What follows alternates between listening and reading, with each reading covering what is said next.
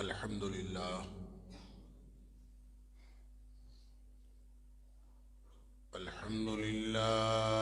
نحمده ونستعينه ونستغفره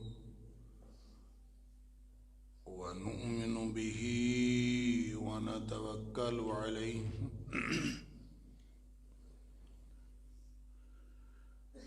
ونعوذ بالله من شرور أنفسنا ومن سيئات أعمالنا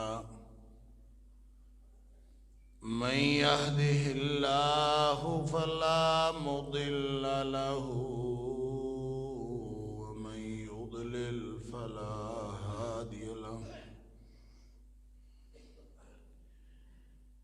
وأشهد أن لا إله إلا الله وحده لا شريك له وأشهد أن محمدًا عبده ورسوله صلى الله عليه وآله وسلم أرسله بالحق بشيرًا ونذيرًا بين يدي الساعة فمن يطع الله ورسوله فقد رشد واهتدى ومن يعص الله ورسوله فقد ضل وغوى فإنه لا يضر إلا نفسه ولا يضر الله شيئا نسأل الله ربنا أن يجعلنا ممن يطيعه ويطيع رسوله ويتبع رضوانه ويجتنب سخطه فإنما نحن به وله أما بعد فإن خير الحديث كتاب الله وخير الهدي هدي محمد صلى الله عليه وآله وسلم وشر الأمور محدثاتها وكل محدثة بدعة وكل بدعة ضلالة وكل ضلالة في النار فأعوذ بالله السميع العليم من الشيطان الرجيم من همزه ونفخه ونفثه بسم الله الرحمن الرحيم ولو أن أهل القرى آمنوا واتقوا لفتحنا عليهم بركات من السماء والأرض ولكن كذبوا فأخذناهم بما كانوا يكسبون. اور اگر یہ بستیوں کے لوگ واقعتاً ایماندار ہوتے اور تقوی والی زندگی گزار رہے ہوتے تو ہم ان پر زمین و آسمان سے خیر و برکت کے دروازے کھول دیتے. ولیکن کذبوا، اور لیکن یہ لوگ جھوٹے نکلے. فاخذناہم بما كانوا یکسبون، کیونکہ انہوں نے جھٹلایا، تکذیب کی، اس لیے ہم نے ان کے کرتوتوں کے سبب ان کو پکڑ لیا. صدق اللہ العظیم. اللہ کی پیدا کی ہوئی اس کائنات میں اگرچہ انفرادی اور اجتماعی طور پر ہمہ وقت ہمارا امتحان جاری ہے، لیکن بعض کیفیتیں ایسی آتی ہیں جو ہمارے اپنے اعمال کا نتیجہ ہوتی ہیں۔ پہلے بھی اس پر کئی دفعہ میں نے خود توجہ کرنے کی کوشش کی اور آپ کی توجہ دلانے کی کوشش کی کہ اللہ کریم کی اس پیدا کی ہوئی دنیا میں کوئی بھی مرحلہ، کوئی بھی اجتماعی اور انفرادی کیفیت امتحان سے خالی نہیں۔ جس کو ہم نتیجہ کہہ رہے ہوتے ہیں وہ بھی اگلی سطح کا امتحان ہوتا ہے۔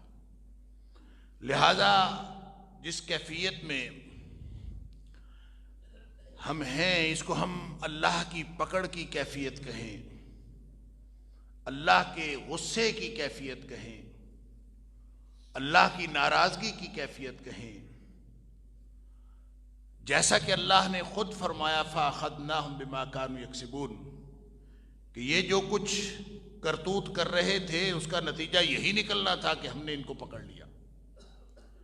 تو اللہ جب پکڑ لیتا ہے تو اس پکڑ کی صورت میں ہمیں کیا کرنا چاہیے؟ کیا پھر اس وقت اللہ کے عذاب کا انتظار کرنا چاہیے؟ اگر ہماری زندگی کی ترجیحات واقعی بدل چکی ہیں، اگر واقعتاً ہمیں اللہ اور اس کا رسول صلی اللہ علیہ وآلہ وسلم اور ان کے راستے میں اپنی زندگیاں، اپنا مال، اپنی جان، اپنی اولاد سب کچھ لگا دینے سے کوئی اور چیز زیادہ عزیز ہے، ہماری زندگی کی ترجیحات اگر بدل چکی، معاملہ تو زندگی کی ترجیحات کا ہے۔ یہاں بھی اللہ کریم نے یہی بات فرمائی کہ وَلَوْ أَنَّ أَهْلَ الْقُرَىٰ آمَنُوا وَاتَّقَوْا، اگر ترجیحات نہیں بدلی، اگر ایمان ترجیح ہے اور اگر تقویٰ ترجیح ہے، تقویٰ اگر ترجیح ہو تو اس کا کیا مطلب ہوتا ہے؟ اس کا مطلب یہ ہوتا ہے کہ ہر معاملہ ایمان کی بنیاد پر کیا جائے اور ہر پالیسی تقوی کی بنیاد پر طے کیا جائے، چاہے وہ انفرادی ہو چاہے وہ اجتماعی ہو، داخلہ پالیسی ہو یا خارجہ پالیسی ہو۔ تقوی اس بات کا نام ہے، اس احساس کا نام ہے کہ آپ کو ہر لمحہ اللہ کی ناراضگی سے بچنے کی تڑپ ہو اور ہر لمحہ اللہ کی خوشنودی حاصل کرنے کا جذبہ موجود ہو۔ اگر یہ موجود ہے تو اس کا مطلب ہے تقوی موجود ہے، اگر یہ احساس موجود ہے تو اس کا مطلب ہے تقوی موجود ہے۔ اور اگر اس احساس کی بنیاد پر پالیسیز بنائی جا رہی، چاہے وہ ملک کی داخلہ پالیسی ہو چاہے خارجہ پالیسی ہو، چاہے وہ عدالتوں کا نظام ہو، چاہے وہ قانون نافذ کرنے کے لیے انتظامیہ کا معاملہ ہو، اگر وہ اس لیے کیا جا رہا ہے کہ ہمارا اللہ راضی ہو جائے اور ہم اللہ کی ناراضگی سے بچ جائیں، تو اس کا مطلب ہے کہ ہماری پالیسی تقوی کی بنیاد پر طے ہوئی۔ یہی معاملہ انفرادی طور پر ہے۔ کیا زندگیاں ہم تقوی کی بنیاد پر گزار رہے ہیں؟ کیا ہماری زندگی کا ترجیحی نقطہ یہ ہے کہ ہم ہر لمحہ اللہ کی ناراضگی سے بچیں اور ہر لمحہ اللہ کی رضامندی کے کام کریں؟ اگر یہ ترجیح ہے تو اس کے لیے تو اللہ فرما رہا ہے صرف آخرت کا اجر نہیں ہے، دنیا میں بھی ہم اس کو اجر دیں گے۔ لَفَتَحْنَا عَلَيْهِمْ بَرَكَاتٍ مِّنَ السَّمَاءِ وَالْأَرْضِ، دنیا میں بھی اس کو زمین و آسمان سے خیر و برکت کے دروازے کھول دیں۔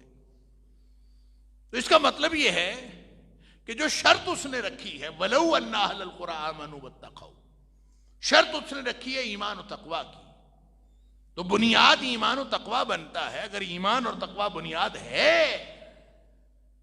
تو پھر بیٹھ کر اللہ کی رحمتوں کا انتظار کریں، اور اگر ایمان اور تقویٰ بنیاد نہیں ہے تو پھر اس کا مطلب ہے پھر ترجیحات بدل چکی ہیں، اور اگر ترجیحات بدل چکی ہیں تو پھر کس چیز کا انتظار کرنا ہے؟ اللہ اکبر۔ اللہ کریم نے قرآن میں مختلف مقامات پر ان ترجیحات کا تذکرہ فرمایا، اور ایک آیت تو ایسی ہے کہ جس میں اللہ کریم نے ساری ترجیحات جو اللہ اور اس کے رسول صلی اللہ علیہ وآلہ وسلم کے علاوہ اور دین کے علاوہ ہو سکتی ہیں، سب کو ایک جگہ اکٹھا کر دیں۔ فرمایا اپنی ترجیحات کو ٹٹول لو۔ اگر تمہاری ترجیحات وہ اللہ اور اس کے رسول صلی اللہ علیہ وسلم اور ان کے راستے میں مر مٹنے کے علاوہ کوئی اور چیز ہے، اللہ اکبر، اور وہاں بھی یہاں لو کہہ کے شرطیہ ایک جملہ فرمایا ہے، اگر ایمان ہے، اگر تقوی ہے تو پھر خیر و برکت ہے، اور اگر ایمان و تقوی نہیں ہے تو پھر کیا ہے؟ تو وہاں اللہ کریم نے ایک لمبی فہرست بتائی ہے، سورہ توبہ کی آیت نمبر 23-24 غالباً یہاں کہیں ہے۔ وہاں فرمایا کہ اگر تمہارے باپ، دادا، پردادا اوپر تک پوری لڑی، ان کان آباؤکم و ابناؤکم و اخوانکم و عشیرتکم اللہ واموال اقترفتموها وتجارت تخشون کسادها، یعنی آپ دیکھ لیں کہ آپ جن گھروں میں رہتے ہیں، جس کاروبار میں آپ الجھے ہوئے ہیں، جو آپ کے معاملات ہیں، اگر آپ کی وہ پہلی ترجیح بن گئے ہیں، یا آپ کے رشتے پہلی ترجیح بن گئے ہیں، ماں باپ سے بڑا رشتہ کوئی نہیں ہے، یا پھر اولادیں ہیں، اولادوں کے لیے انسان سب کچھ کر گزرتا ہے، یا پھر سسرالی رشتہ دار ہیں، اس کے لیے انسان سب کچھ کر گزرتا ہے، لہذا اللہ کریم نے سب کچھ ارشاد فرما دیا، ان کان آباؤکم و ابناؤکم و اخوانکم و ازواجکم و عشیرتکم، سارے رشتے گنوا دیے۔ گویا میرے سے اور آپ سے یہ سوال ہے اللہ کا، یہاں سوال یہ ہے لو ان اہل القری آمنوا واتقوا، بستیوں کے لوگ اگر ایمان و تقوی کو پہلی ترجیح بنائے ہوئے ہیں تو پھر تو خیر و برکت آنی تھی نا، پھر اللہ کی رحمتوں کا انتظار کریں، اور اگر یہ ترجیح نہیں ہے، اللہ کی رضامندی پہلی ترجیح نہیں، تو ترجیح کیا ہو سکتی ہے؟ کاروبار ہو سکتا ہے، واموال اقترفتموها کا ذکر کر دیا، وتجارت تخشون کسادها، کاروبار میں مندی پڑ جائے گی، معاملہ خراب ہو جائے گا، سٹاک مارکیٹ نیچے گر جائے گی، آپ کا ڈالر اوپر چلا جائے گا، روپیہ نیچے آ جائے گا، یہی معاملات ہیں مارکیٹ کے اندر، ہمارا معاملہ، ہماری اکانومی، یہ ہماری ترجیح ہے۔ اموال اقترفتموها اور تجارت تخشون کسادها دو مختلف چیزیں ہیں، دونوں اکانومی سے تعلق رکھتی ہیں۔ مال جس کو کمایا ہے، زر مبادلہ کے ذخائر کم ہو جائیں گے، اموال اقترفتموها جو مال کمائے ہیں وہ کم ہو جائیں گے، وہ پہلی ترجیح ہے، اللہ اکبر۔ یا پھر تجارت تخشون کسادها، یا پھر کاروبار، منڈیاں اجڑ جائیں گی، آپ کی سٹاک مارکیٹ نیچے آ جائے گی، کساد بازاری شروع ہو جائے گی۔ کیا ترجیح ہے؟ چاہے انفرادی طور پر چاہے اجتماعی طور پر، ترجیح کیا؟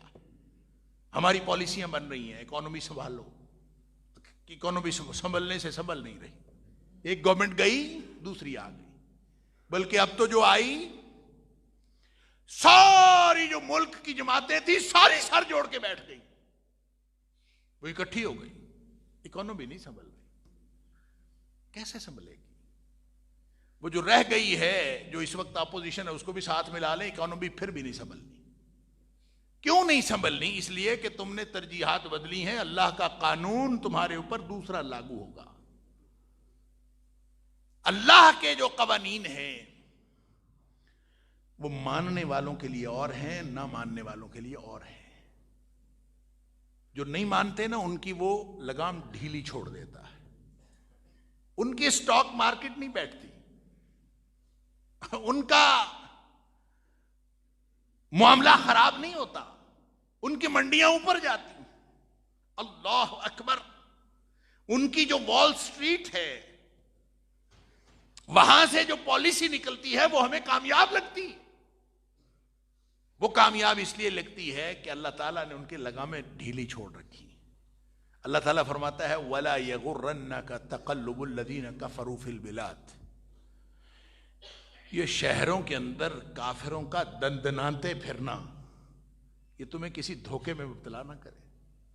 اس سے دھوکہ نہیں کھانا کہ وہ کامیاب ہیں، وہ کامیاب نہیں ہیں. نظر آتا ہے کہ کامیاب ہیں، حقیقت میں کامیاب کوئی نہیں. حقیقت کیا ہے؟ فرمایا متاع قلیل ثم مأواہم جہنم. تھوڑی سی چند دنوں کی بات ہے، اللہ نے ان کو ڈھیلا چھوڑا ہے، سامان دیا ہے. متاع قلیل، چند دن عیاشی کے ہیں، ان کے نظر آتے ہیں. ثم مأواہم جہنم، جو اصل زندگی ہے وہ ان کی جہنم میں گزرنی ہے. وبئس المہاد، اس سے برا ٹھکانہ اور کوئی نہیں، سب سے برا ٹھکانہ. لہذا اس سے دھوکے میں مبتلا نہیں. تم اپنی فکر کرو، تمہارا دعویٰ کیا تھا؟ اہل ایمان کے لیے اللہ کے کامیابی اور ناکامی کے اصول اور ہیں، اور اہل غیر ایمان کے لیے اللہ کے اصول اور ہیں. لہذا وہ اصول اپنے اوپر اپلائی نہ کریں.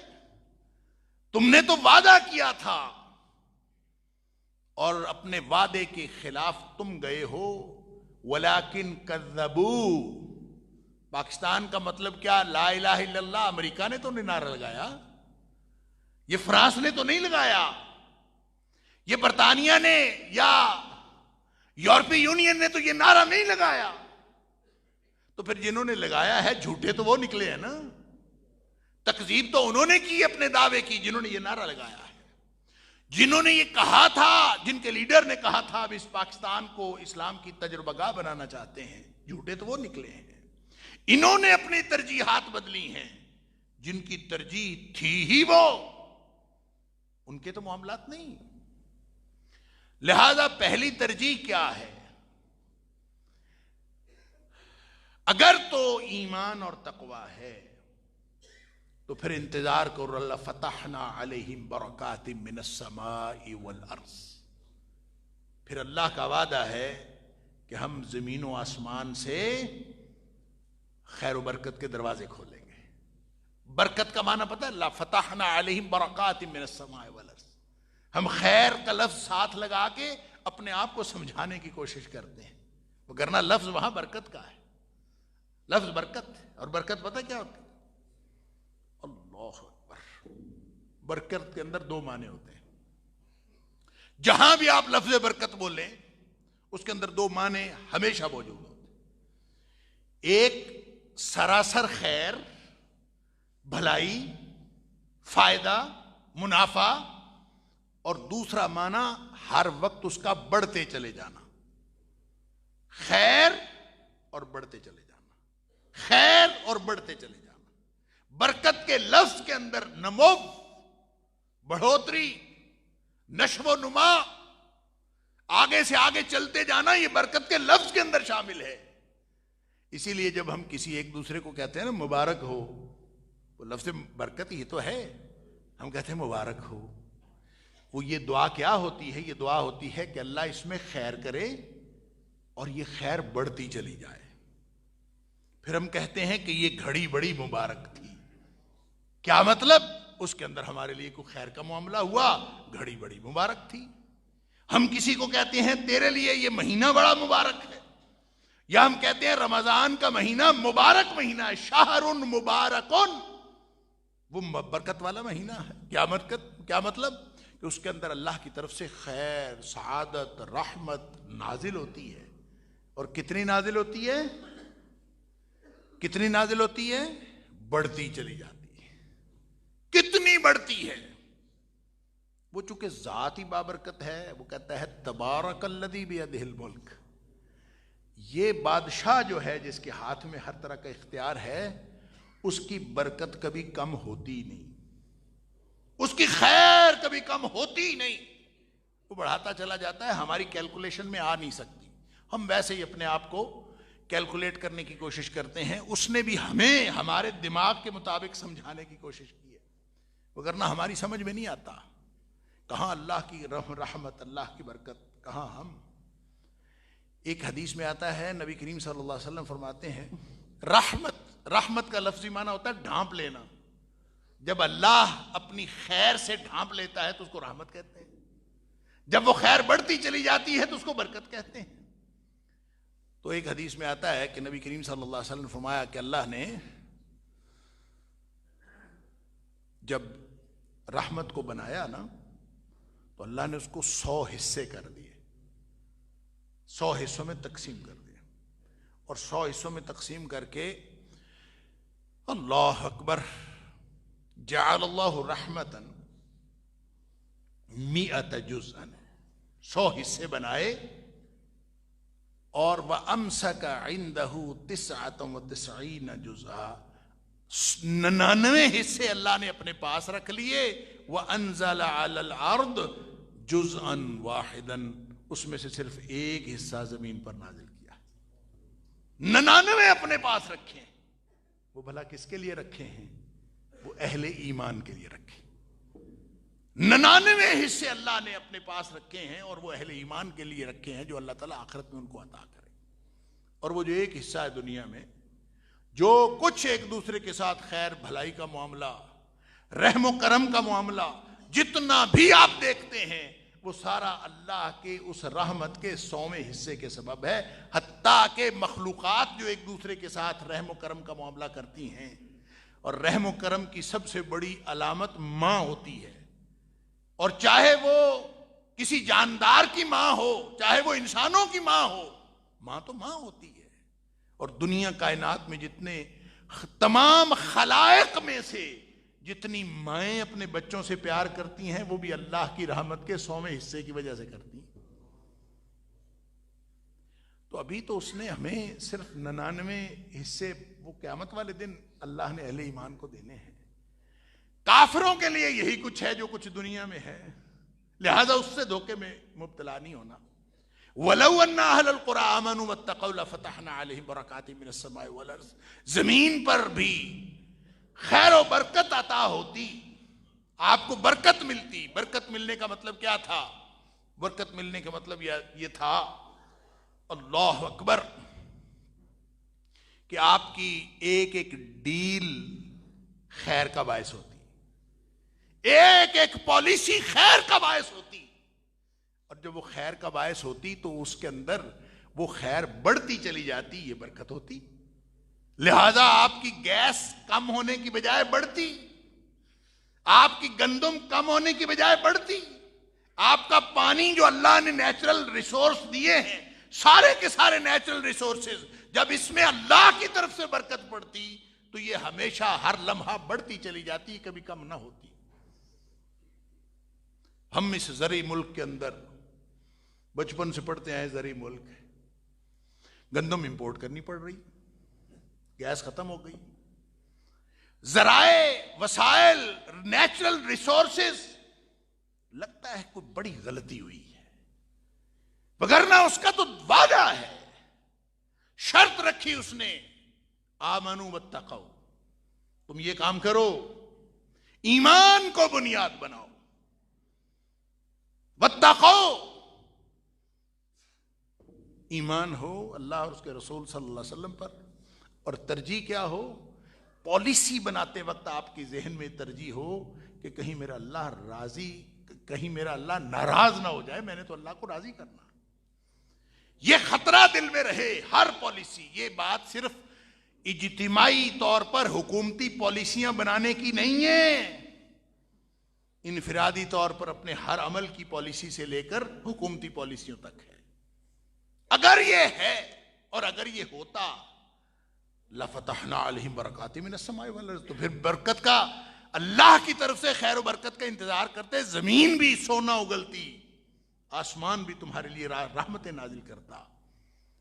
کرتوت تمہارے اپنے ایسے ہیں، وَلَكِنْ كَذَّبُوا، تم نے تکذیب کی، جھٹلایا، فَأَخَذْنَاهُمْ بِمَا كَانُوا يَكْسِبُونَ، اللہ نے لوگوں کے کرتوتوں کے سبب ان کو پکڑ لیا۔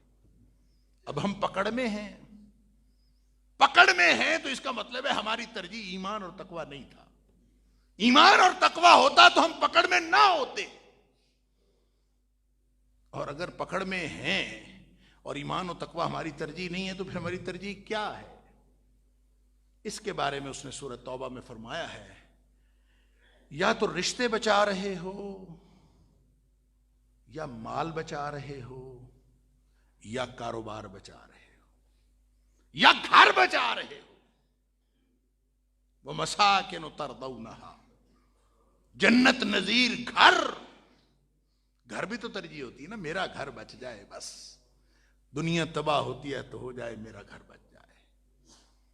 سنا ہے واللہ عالم، میں نے جا کے دیکھا نہیں، سنا ہے کہ یہ جو سیلاب آیا ہے نا پچھلے دنوں، تو سیلاب میں جو سندھ کے بڑے بڑے وڈیرے ہیں نا، انہوں نے اپنے گھروں کو بچانے کے لیے جو پانی کا رخ اور نہروں کا رخ اور ندیوں کا رخ ان لوگوں کی طرف کیا ہے جو بیچارے جھونپڑیوں میں رہتے تھے. انہوں نے اپنے گھر بچائے، اپنے محلات بچائے، اور لوگوں کی جو ہے وہ بستیوں کی بستیاں تباہ و برباد ہو گئی، لیکن اپنے گھر تو بچ گئے. وَمَسَاكِنُ تَرْضَوْنَهَا، کیونکہ جھونپڑی تو دوبارہ بن جائے گی، میرا محل کیسے بنے گا؟ ہر ایک کو اپنا مسئلہ ہے. ترجیح کیا ہے؟ اللہ اکبر. فرمایا اگر ترجیح یہ ہے، یہ جو سورہ اعراف میں بیان ہوئی، تو پھر رحمتیں برکتیں اس کا انتظار کرو. اور اگر ترجیح یہ نہیں ہے تو پھر ہم اللہ کی پکڑ میں ہیں، اور اللہ کی پکڑ میں اگر ہیں تو پھر کیا ہوگا؟ وہاں فرمایا فَتَرَبَّصُوا حَتَّى يَأْتِيَ اللَّهُ بِأَمْرِهِ، پھر اللہ کے عذاب کا انتظار کرو. اب یہ ہم پر ڈیپینڈ کرتا ہے، ہم نے اللہ کے عذاب کا انتظار کرنا ہے کہ اللہ کی رحمت کا انتظار کرنا ہے. اگر اللہ کے عذاب کا انتظار کرنا ہے تو نہ بدلو اپنی ترجیحات، پھرتے رہو اسی طرح زندگی گزارتے رہو، معاملات اسی طرح چلاتے رہو جس طرح چلا رہے ہو. اس نے تو صاف بتا دیا ہے فَأَخَذْنَاهُمْ بِمَا كَانُوا يَكْسِبُونَ، کہ میں نے ان کے کرتوتوں کے سبب ان کو پکڑا ہے.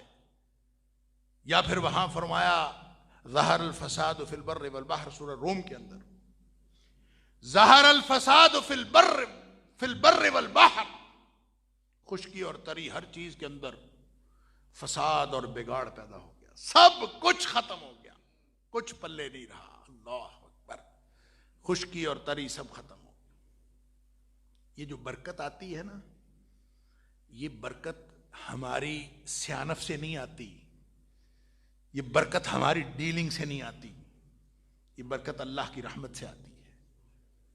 اور نبی کریم صلی اللہ علیہ وسلم نے فرمایا جب دو لوگ ڈیل کر رہے ہوتے ہیں نا آپس میں، اللہ اکبر، بلکہ جو دو شراکت دار ہوتے ہیں، مشترکہ کاروبار کر رہے ہوتے ہیں، جب تک وہ نیک نیت رہتے ہیں، ایک دوسرے کے مخلص رہتے ہیں اور نیک نیتی کے ساتھ کام کرتے رہتے ہیں، تو شراکت کے اندر اللہ تعالیٰ بڑی برکت ڈالتا ہے. جب تک وہ نیک نیتی کے ساتھ، اللہ اکبر.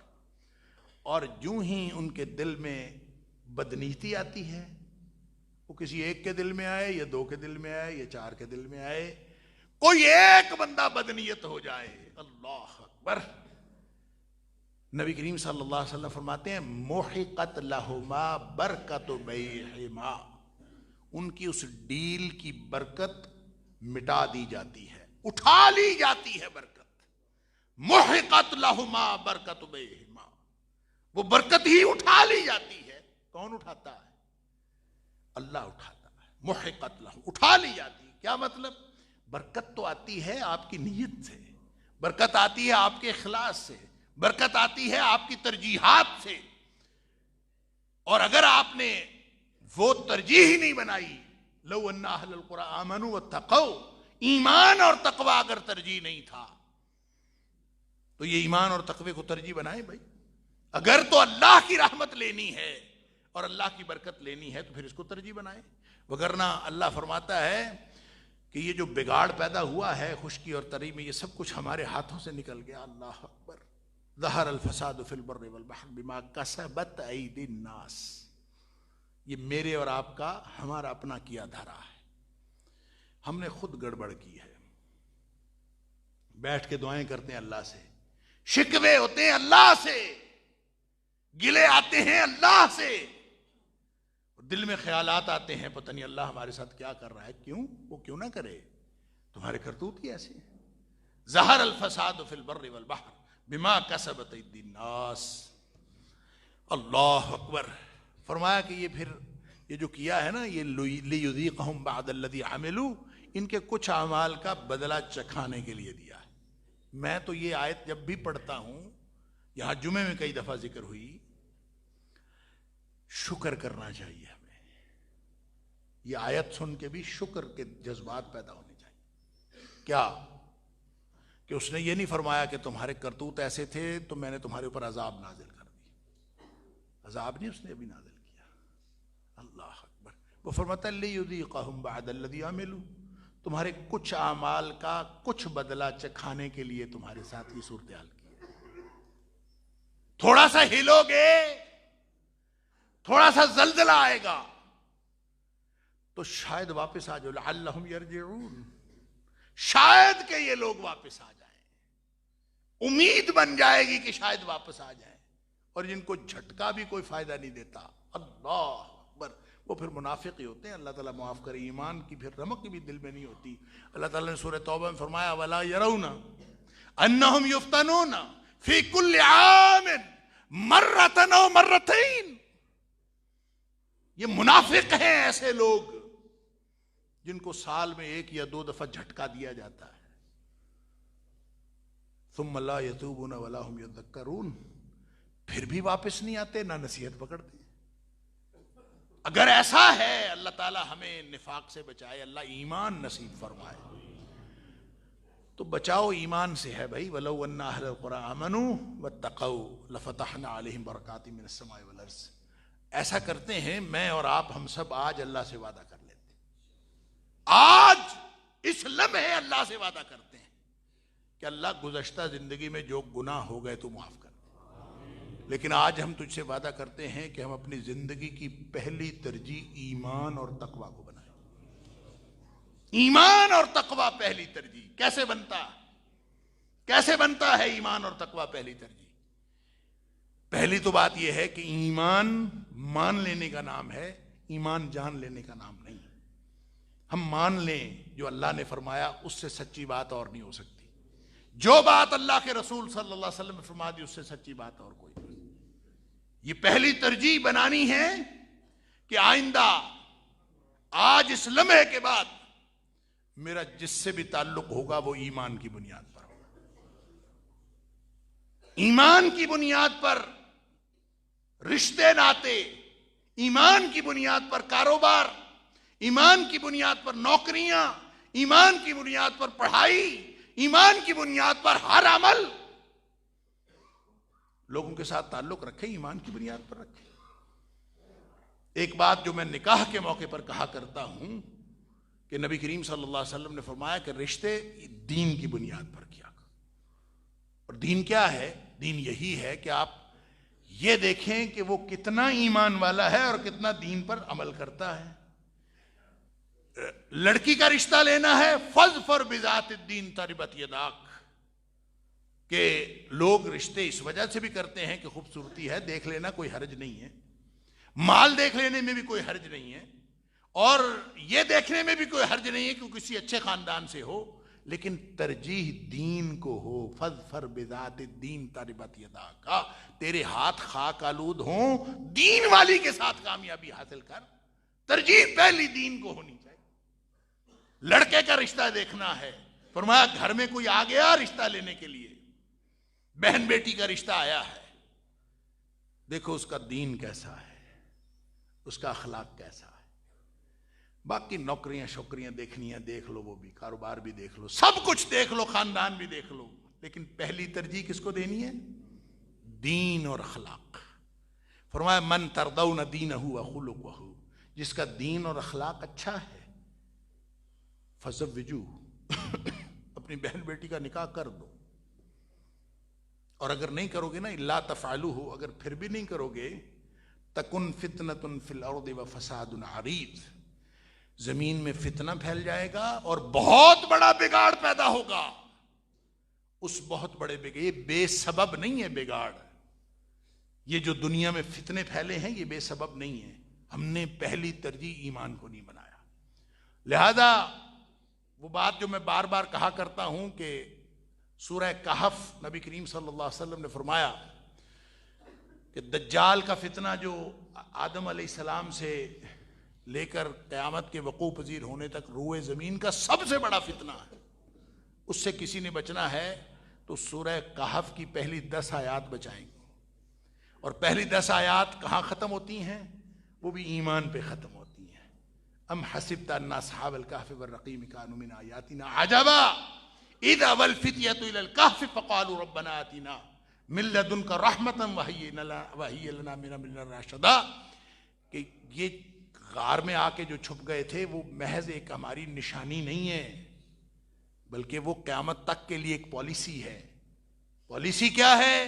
کہ وہ آ کے غار میں چھپ گئے تھے، انہوں نے اپنا ایمان محفوظ کر لیا تھا، اور پھر انہوں نے اللہ سے دعائیں کی تھیں. تم بھی اپنا ایمان محفوظ کرو، پھر اللہ سے دعائیں کرو. اور ایمان کیسے محفوظ کرو گے؟ آج غار نہیں ملنا، آج فزیکلی کسی جگہ جا کے چھپنا نہیں ہے. اسی معاشرے میں رہتے ہوئے ایمان کی بنیاد پر ایک سوسائٹی بنانی ہے. ہر بندہ دوسرے کے ساتھ تعلق ایمان کی بنیاد پر رکھے. اور تقویٰ یہ ہے کہ پہلی ترجیح یہ ہو، ہر کام کرنے سے پہلے سوچو اس کام میں میرا اللہ راضی ہے کہ ناراض. اگر اللہ راضی ہے تو کر لو، اللہ کی ناراضگی کا خطرہ ہے تو وہ نہ کرو. یہ پالیسی بن جائے گی ایمان و تقویٰ کی بنیاد پر، اور جب یہ بن جائے گی تو انشاءاللہ اللہ کی رحمتیں اور برکتیں وہ ہمارا نصیب اور مقدر ہوں گی. اللہ تعالی ہم سب کو اس بات کی توفیق عطا فرمائے. وآخر دعوانا الحمدللہ رب العالمین.